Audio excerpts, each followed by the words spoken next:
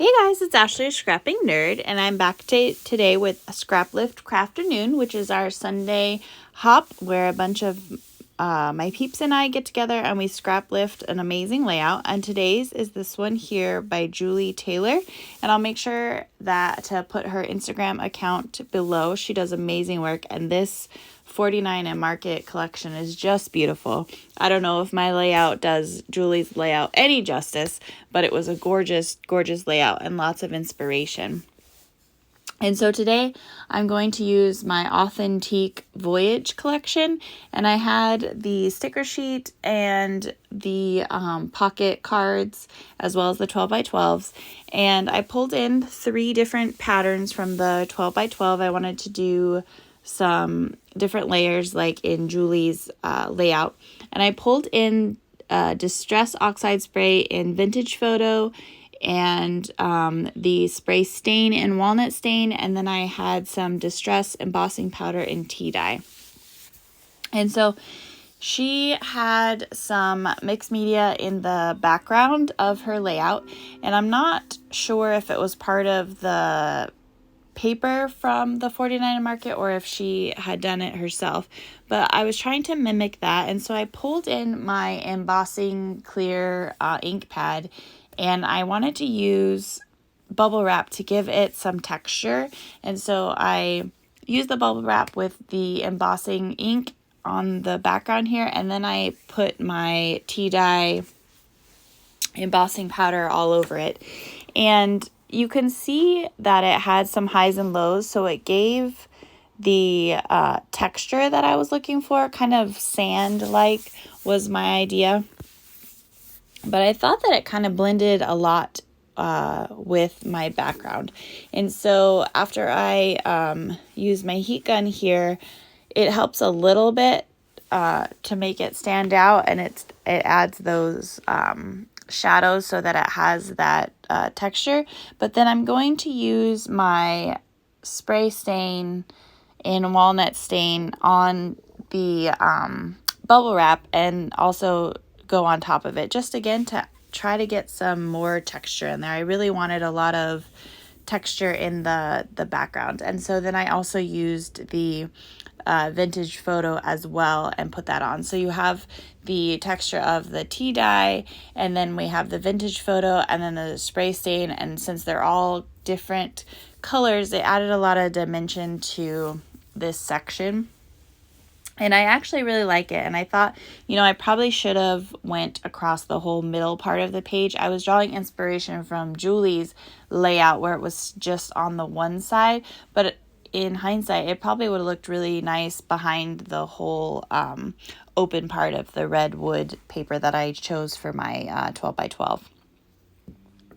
But so I wanted to have this kind of coral paper be on the top and bottom of the layout, and so I cut the shape that I wanted, and then I tore the edge and then distressed it because I wanted these to be really distressed. And so you can see here I'm also crimpling up the paper, and then I tore sections of it so that it was missing. I just wanted it to be really distressed, and I went over and over again with my Tim Holtz distress tool to make it appear very distressed and weathered. And I wanted this to be on both sides, or the top and bottom, so I did it the same way on each one. I ripped it, and then I will distress the edges, and then I will crimple it and make it really crinkly and such.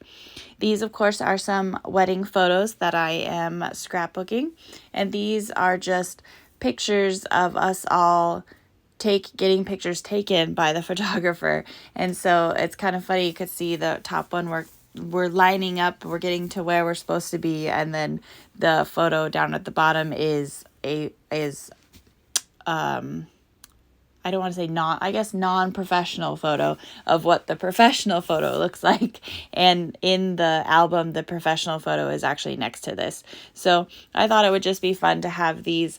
I went through and I collected every single person's photos that they took at the wedding. And so I like having this mixture of the professional photos and then throwing some of these in.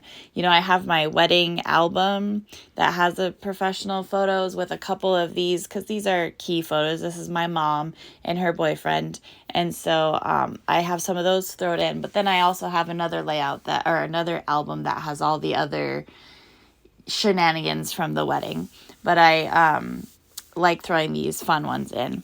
But as you can see, I'm still working on these layers and getting them to look really distressed. It's just funny that I work so hard at making it look like it is not perfect. But I then wanted to put some blue in to kind of just add another texture. And this paper is funny. If you stare at it too long, it kind of messes with your eyes. But I like that it has that blue in there. And so this is going to be the bottom layer, and I just wanted it to kind of peek out behind the coral paper, and I thought it had a very nice bold pattern so that you would see it and it wouldn't blend in with that coral paper on top. And I liked how it kind of just shows through on all the parts that I ripped as well. And so I will cut again to mimic the shape of that coral paper and then distress it. And I don't crinkle this one like I did the top one because I just wanted the top one to have some creases in it, but the bottom didn't need it. It will be distressed on the edges here, and then, you know, I kind of pull them up so that they don't lay flat, and it just adds shadows and a bunch of layers. And so I really liked how Julie had these layers in her layout and how she had some stuff sticking underneath the layers and stuff. She had a very, very inspirational layout. And so I, once I got the length that I wanted to stick out from the bottom, then I could cut off the top. And so that is how I created these layers. And when I distressed, I didn't distress the red 12 by 12, but I did distress all the edges of the parts on the top and the bottom. So make sure that you guys check out all of my crafty peeps that are part of the Scraplift Crafternoon. I have all the information below, and there's a playlist so you can watch everyone. It's also on Instagram. Make sure you check out Julie's Instagram. Like I said, that'll be linked below. And thank you to everyone that's liked and subscribed to my channel. I really appreciate it. If you haven't yet, go ahead and hit those buttons. I'd love to have you and interact with you. That's always just the best part of being on YouTube. But yeah, so thanks for all the love and support. And I just love all the comments and everything. Like I said, interacting with you guys is so much fun. But I'm finishing up this bottom one, and the bottom is is not as wide as the top layer. And so the picture sticks out a little bit more, but I think it still looks really good. And then I had the smaller paper pack, and so I pulled in the blue starfish to use as a photo mat. And I thought about double matting, but I was like, no, I'm going to make the mat big so you can see the starfish, and then I'll, of course, distress the edges of the photo mat. And I really like the distressing with the beach pictures. I think it just adds something to them, makes it very beachy. So I really like this look. And I wanted to add something across the middle so it wasn't just this block of this coral paper. And so I pulled in the red starfish, and I thought I was just going to put a thick line or a thick piece across, and then I didn't really like that so much. So I made it smaller, and then I ripped it and distressed it. So it's just a small line, and I feel like it kind of just breaks up that block of coral, and then it kind of ties in the red from the wood paper in the back. And in Julie's layout, she had some, I don't think it was twine. I think it was probably like string that she put behind her photos, and I really liked that. And so I pulled in some twine that I had, and I had glued down the photo, but I was just on the top and the bottom, so I could, get the twine behind the photo. And I pulled in some blue buttons that I had, because she also had a button on her layout. And so I pulled in a couple blue buttons that I had and glued them on this twine with the red starfish. And it just adds a little something to the layout.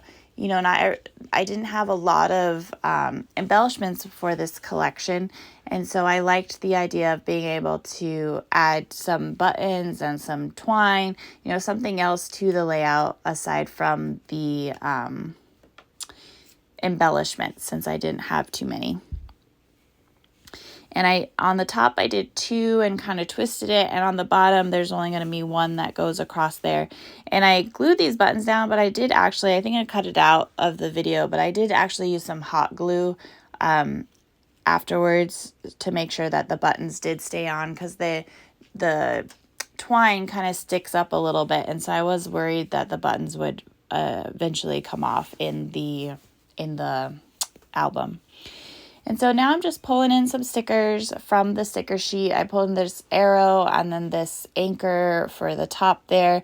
This kind of title says, "Family is a life jacket in the sea of life." And so I thought that was a good little title for this. Again, it's in the wedding album, so I don't do too many traditional type titles because I feel like every page doesn't need one.